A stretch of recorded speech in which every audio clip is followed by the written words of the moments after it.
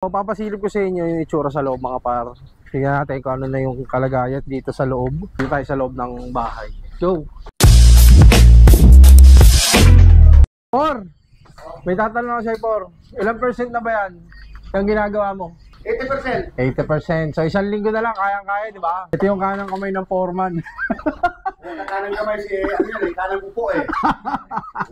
Si kanang upo. So, mga par, tignan natin dito. Ito yung mga, ito yung flooring. Ayan o, kung makikita nyo, yan yung flooring. Tapos, lalagyan na lang ng frame. Tapos, lalagyan na ng marine plywood. Tama ba? Marine plywood yan. Pinolik. So, natibag na rin yung dating kwarto. Ayan. Kasi, parang sala na yan, buong sala na yan. Tapos dito, pwede rin matulog. May bisita. Tapos, diyan, pwede lang maglagay ng TV doon.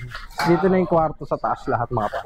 Yan na lahat. So, abangan nyo na lang pag natapos to. Di ba, Par? Alright.